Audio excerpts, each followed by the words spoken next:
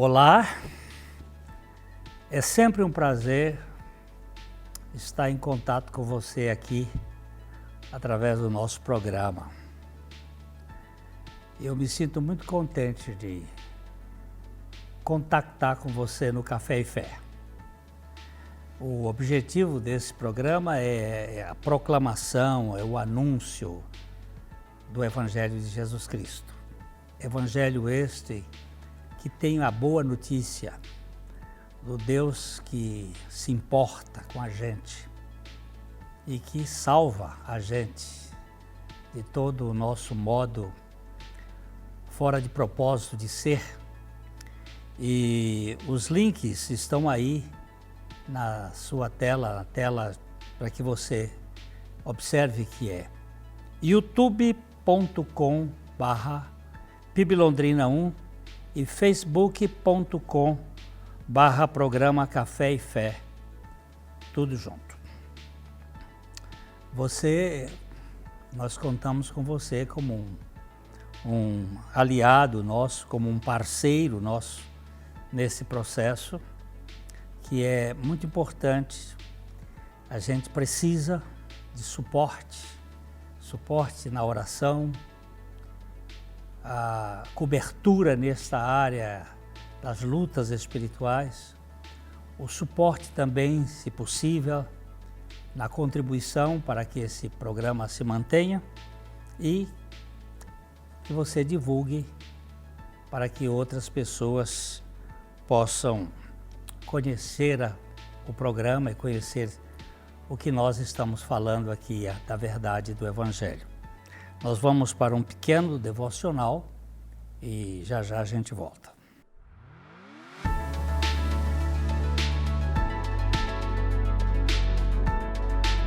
Bom dia, meus queridos, que a graça e a paz do nosso Senhor Jesus Cristo esteja sobre você, sobre toda a sua família.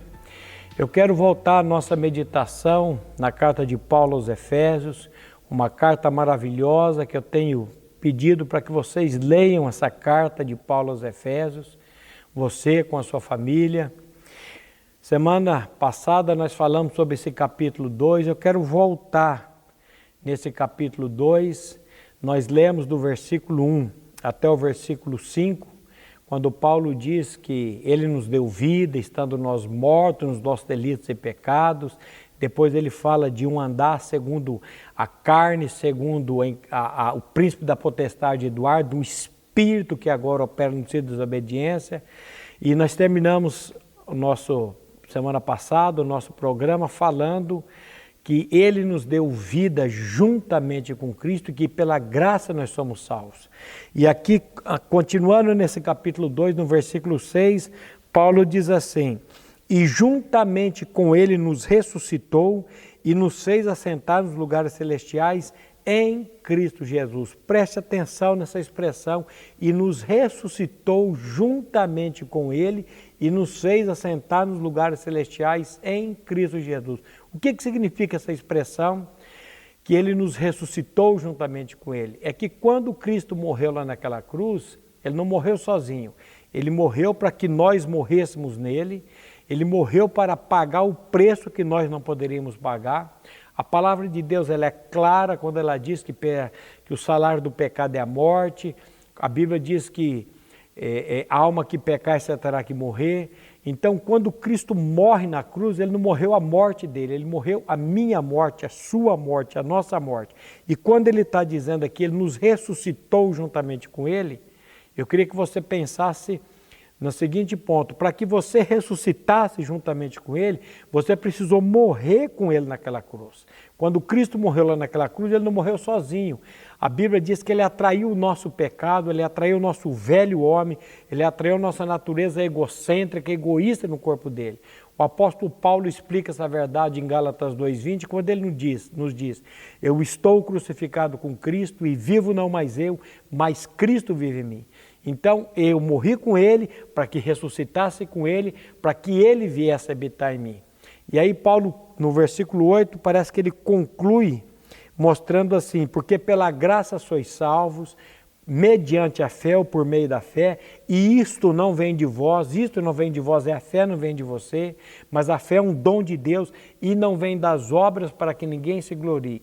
Então, como eu disse, todo o processo da salvação de Deus ao ser humano, todo o processo de Deus para nos salvar em Cristo é por meio da graça e é patrocinado somente pela graça de Deus. Então, pela graça nós somos salvos, por meio da fé. A fé não provém de nós, a fé é um dom de Deus e não vem das obras. Porque se a minha salvação dependesse das obras do que eu faço, não seria graça. Seria barganha, seria uma troca, seria um cumprimento de lei. Mas graças a Deus que Jesus Cristo veio para cumprir a lei. Graças a Deus que Jesus Cristo veio para nos dar vida e vida e abundância. E tudo isso patrocinado pela graça dele. A graça e a paz estejam sobre você. Até o nosso próximo programa, se Deus assim o permitir. Fique agora com a meditação com o pastor Glênio e até o próximo programa.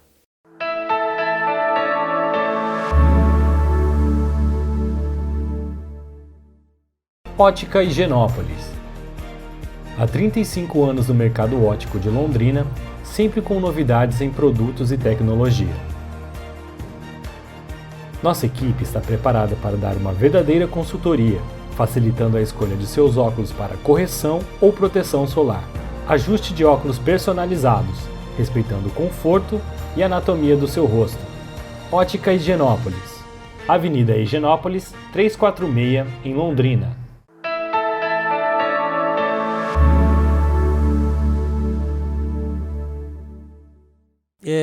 O Salmo 91, ele tem uma sequência muito interessante. Ele fala de uma habitação, aquele que habita no esconderijo do Altíssimo, ele vai descansar, e depois ele fala de que temos um refúgio, Deus é o nosso baluarte, nós podemos confiar nele porque ele é imutável e ele nos livra do laço do passarinheiro e nos livra da peste perniciosa. Aí o verso 4 é interessante: cobrir-te-ás com as suas penas e sob as suas asas estarás seguro. A sua verdade é pavés e escudo. Aqui neste verso nós temos algo extraordinário. Este é o ponto mais sublime deste salmo. Temos aqui a cobertura da graça de Deus e a segurança dos filhos eleitos, apontando para a obra eterna da cruz de Cristo.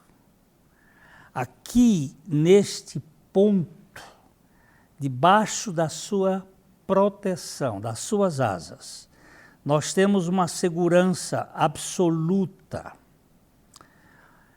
Se você invoca como pai aquele que, sem acepção de pessoas, julga segundo as obras de cada um, portem-se com temor durante o tempo da sua peregrinação, sabendo que não foi mediante prata e ouro que você foi resgatado do seu fútil procedimento que seus pais lhe legaram, mas pelo precioso sangue como de cordeiro sem defeito, sem mácula, o sangue de Cristo, conhecido com efeito antes da fundação do mundo, porém manifestado no fim dos tempos por amor de vocês, que por meio dele vocês tenham fé em Deus, o qual ressuscitou Jesus Cristo dentre os mortos e lhe deu condições de uma esperança e fé que não podem ser destruídos. Aquele que habita nesse esconderijo, ele agora encontra esta asa, debaixo das suas asas. Há uma ilustração bem interessante. Um vagão foi para reparos na oficina e uma andorinha fez o ninho ali naquele vagão. Então, o serviço terminou e o vagão foi atrelado ao comboio para que fosse levado. Mas a mãe não abandonou os filhos. Tinham 2 filhotezinhos ali naquele ninho e ela viajava quilômetros atrás do trem que ia sendo puxado. E por fim o maquinista notou e falou para o supervisor da rede ferroviária e ele mandou desatrelar o vagão de trem até que os filhotes pudessem voar. Uma ave não consegue abandonar os seus filhotes. Teria Deus condições de abandonar os seus filhos que ele escolheu na eternidade? Será que Deus vai abandonar aqueles que ele chamou para uma vida de filho? Se uma ave não faz isto por instinto, será que o nosso Deus, por amor eterno, vai nos abandonar? Toda a nossa vida espiritual começa na eternidade. Deus criou a raça humana, mas ele escolheu um povo antes que existisse qualquer possibilidade, nos escolheu em Cristo. A humanidade pecou e fugiu de Deus, mas Deus não ficou imobilizado. Deus não nos desamparou. Ele vem buscar os seus através da sua graça. Por mais distante que você fuja, Ele não vai lhe abandonar jamais. Eu li isso aqui que eu vou ler para vocês. Perguntaram a um velho cristão escocês quantas pessoas haviam concorrido à sua conversão. O seu amigo crente ficou surpreso ao ouvir a resposta daquele homem. 2!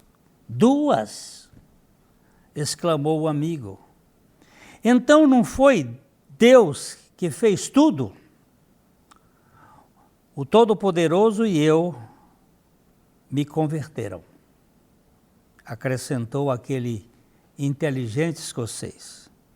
Eu fiz tudo o que pude contra Deus, e Deus fez tudo o que pôde a meu favor, e ele foi vitorioso. Olha que coisa mais interessante. Eu fiz tudo o que pude contra ele, e ele fez tudo o que pôde a meu favor, e ele foi vitorioso. O que eu faço para ser salvo? Só pecar. Eu não contribuo com nada a não ser com o meu pecado. Mas Deus, Ele me concede a sua graça. E pela sua graça, Ele produz em mim fé através da sua palavra. E produz em mim arrependimento mediante a sua bondade, para que eu possa ser convertido do pecado. A cobertura e a segurança dos filhos de Deus estão no Deus Trino, na Trindade Divina, que não somente escolhe, mas também sustenta. cobrir-te-ás com as suas penas. Nós temos a Trindade desde lá atrás, fazendo uma obra. Por exemplo, na criação, Deus criou os céus e a terra. Aquele é o primeiro versículo de Gênesis 1:1, que é perfeito. No princípio criou Deus os céus e a terra. Ponto. Mas houve alguma coisa. A terra tornou-se sem forma e vazia. Aí você vê uma coisa, e o Espírito de Deus pairava sobre ela. Debaixo das suas asas, é como se ele estivesse chocando ali alguma coisa para uma novidade. E disse Deus, haja luz e houve luz. Primeiro o Espírito Santo gerando. A segunda vez que nós vemos é o próprio Pai.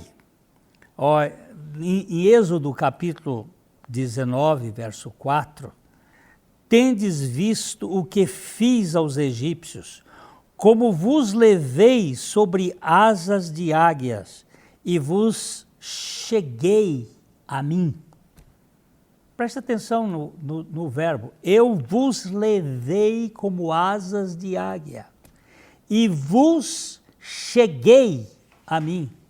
Não somos nós que chegamos a Ele, é Ele que nos faz que nós nos voltemos para Ele.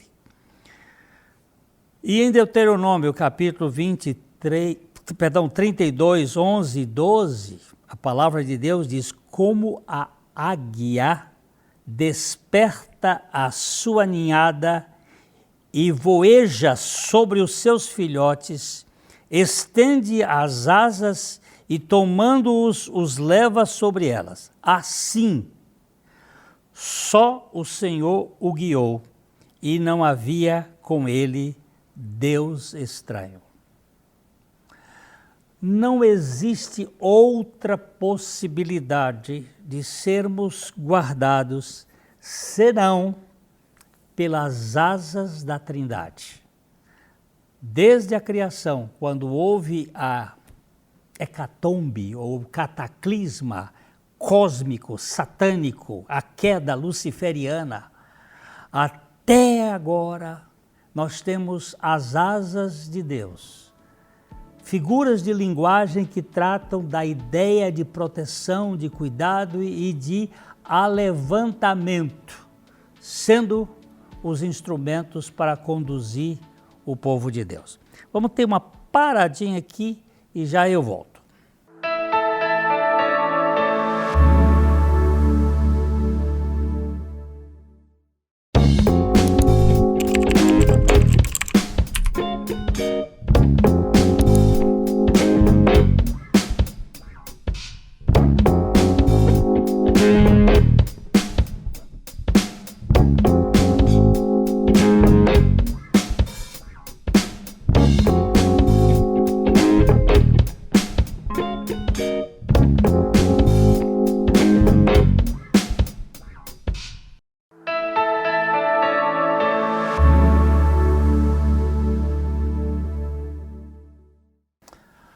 Eu quero lembrar vocês que nos acompanham aqui no Café e Fé, que lá no canal do YouTube nós temos outros conteúdos que podem ajudar muito a você nesse processo de crescimento espiritual.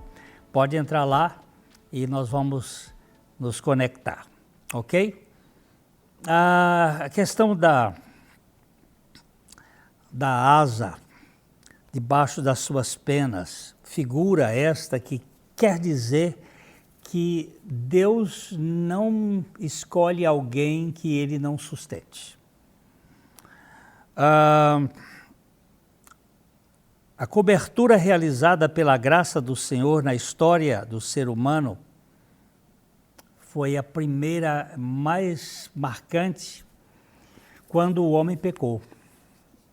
Ele fez uma tangueta, ele costurou umas folhas de figueira para se esconder, mas ele estava inadequado. E nós vemos lá em Gênesis capítulo 3, versículo 21, que o Senhor Deus fez vestimentas de peles para Adão e a sua mulher e os vestiu. Enquanto em Gênesis 3:7 Adão e Eva fizeram aventais de folhas de figueira para se vestir e ficaram com aqueles aventais sem se cobrir de verdade, o Senhor fez vestimento e os cobriu. Essa palavra cobrir aqui é a evidência de não permitir que a inadequação ficasse de fora. Que eles iriam estar cobertos, não simplesmente encobertos, mas tinha uma cobertura que mantinha a identidade dessas pessoas como amadas. Esse foi o primeiro movimento de cobertura. O segundo movimento de cobertura e segurança foi na arca de Noé.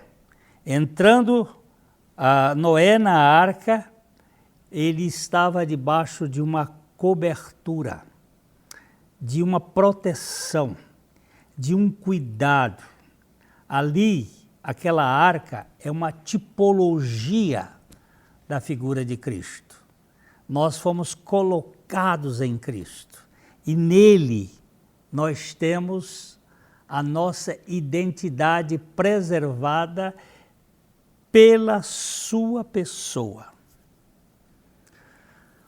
A nossa natureza adâmica é retirada na cruz e nos é dada uma natureza de Cristo na ressurreição. E é interessante que tanto na entrada quanto na saída de Adão na arca tem a ideia da cobertura, do cuidado do Senhor. Esse é o tipo de Cristo na obra a favor de todo aquele que crê. A vida cristã não é uma evolução de Adão, é uma substituição de vida. É a retirada da vida da carne, para que nós ganhemos a vida do Espírito.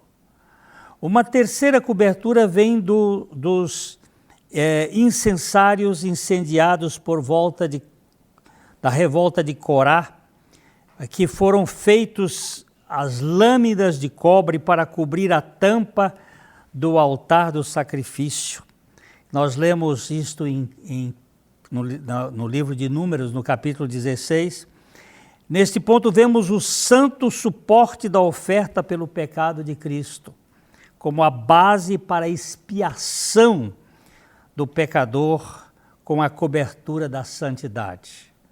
Nós temos um sacrifício capaz de nos cobrir da vergonha do pecado.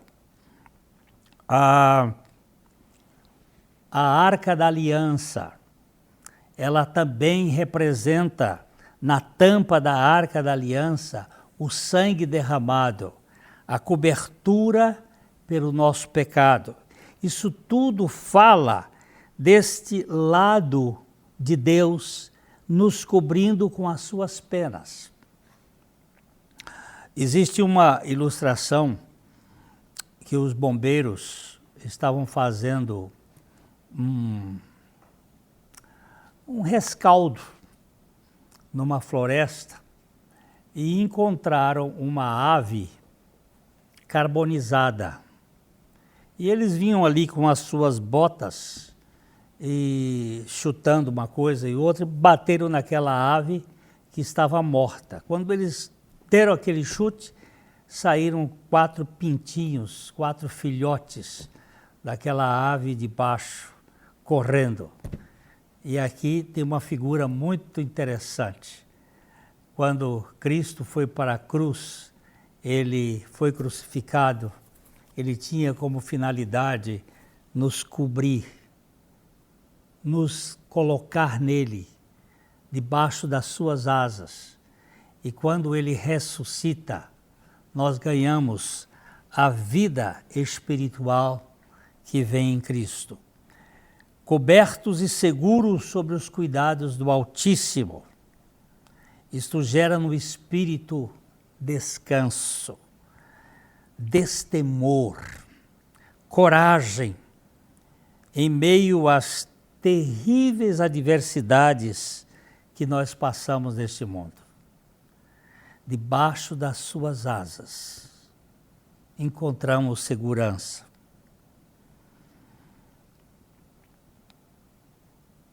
Quando é que você vai descansar naquilo que Jesus Cristo fez por você? Ou você está andando aí à caça de segurança num sistema religioso e saindo às vezes de uma para outra, de uma para outra? Ninguém pode achar segurança senão em Cristo Jesus.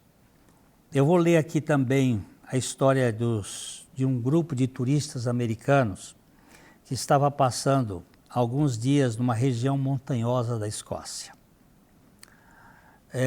Eles estavam fazendo pesquisas em relação a um tipo de planta e escalando os picos e descendo as encostas escarpadas, eles viram umas flores debaixo de um rochedo lá numa região, mas muito difícil de entrar. E um botânico entusiasta quis baixar e entrar naquele local ali, mas ele viu que ele não tinha condições. Então, ele não tinha ninguém dentro do grupo que animasse a descer. Mas próximo dali estava um senhor trabalhando e o filho dele apacentando ovelhas. E a recompensa para alguém ofereceu para o rapaz, caso ele conseguisse descer para pegar aquele tipo de planta, era amarrar uma corda na cintura dele e ele descia. Mas não tinha ninguém para sustentar aquela corda E o pai continuou, mas o filho estava com certa dúvida. E aí alguém disse assim, você vai descer? Ele disse, eu só desço se meu pai sustentar a corda. Ninguém mais. E ele então desceu com o pai segurando ali na corda. Com o Onipotente sustentando-nos, nós podemos ter segurança neste mundo. Nós não podemos nos perder nesses sistemas religiosos. Nós precisamos disso aqui, que eu vou voltar a repetir, que eu acho muito importante. Cobrir-te-á com as suas penas e sob as suas asas estarás seguro. Eu não tenho nenhuma preocupação da minha perdição eterna, porque eu estou debaixo das asas seguras de um Deus onipotente. E você? Como você está? O que você tem vivido de vida cristã? Expectativas ou certeza? Que Deus conceda a você a graça de crer na suficiência de Jesus Cristo. Isto é o lugar das asas eternas da segurança divina. Eu espero que a gente se encontre no próximo programa, se assim o Deus permitir. E até a próxima. Um grande abraço.